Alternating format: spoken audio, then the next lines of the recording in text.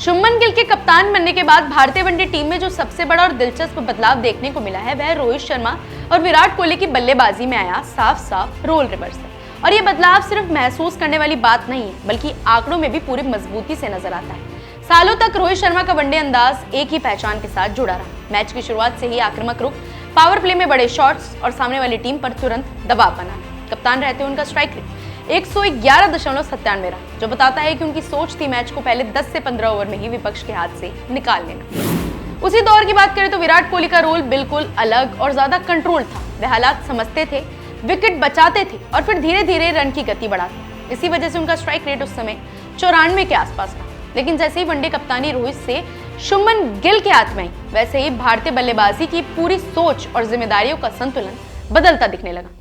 Australia 2025, south Africa 2025 और New Zealand 2026 के पहले वनडे को मिलाकर देखें तो रोहित शर्मा ने 397 गेंदों में 374 रन बनाए, यानी उनका स्ट्राइक रेट 94.21 रह गया है, जो कप्तानी दौर की तुलना में लगभग 18 रन प्रति 100 गेंद की गिरावट है। अब सवाल ये उठता है कि क्या रोहित अचानक धीमे हो गए या उनका आक्रामक खेल खत्म हो गया? जवाब है बिल्कुल नहीं। असल में रोहित ने अपने खेल का तरीका नहीं बल्कि अपनी भूमिका बदली।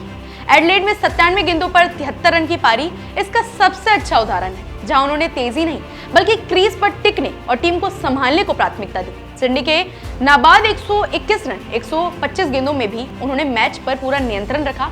लेकिन वे पुराना पावर प्ले में ही मैच पलट देने वाला रोहित नहीं था, बल्कि एक जिम्मेदार सीनियर बल्लेबाज था जो हालात के मुताबिक खेल रहा था। साउथ अफ्रीका सीरीज में भी उन्होंने 57 रन 51 गेंदों में, 75 रन 73 गेंदों में जैसे तेज स्कोर किए। लेकिन ये आक्रमण अब हर गेंद पर नहीं बल्कि जरूरत पड़ने पर दिखाई देता है। साफ है कि अब रोहित का फोकस मैच को सुरक्षित दिशा में ले जाना है ताकि भारत शुरुआती झटकों से बचे और मिडिल ऑर्डर पर अनावश्यक दबाव ना आए।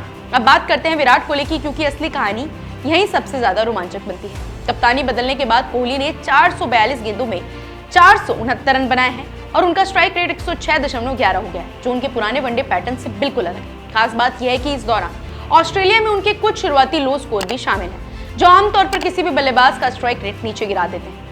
लेकिन इसके बावजूद कोहली का आंकड़ा ऊपर गया, यानी जब जब वे चले हैं तो पूरी रफ्तार में चले हैं। साउथ अफ्रीका में 120 गेंदों पर 135 रन की पारी हो या फिर 93 गेंदों पर 102 रन, ये वह कोहली नहीं थे जो पहले 30 ओवर तक रन रोककर रखते थे और आखिरी 10 ओवर में तेजी लाते थे, बल्कि ये कोहली बीच के ओवरों में ही रन गति बढ़ा रहे हैं। 45 गेंदों में नवाद 65 रन तो लगभग एक फिनिशर वाली सोच दिखाते हैं। और न्यूजीलैंड के खिलाफ 91 गेंदों में 93 रन ने यह साबित कर दिया कि लंबी पारी खेलते हुए भी वह रन ए बॉल से ऊपर जा सकते हैं।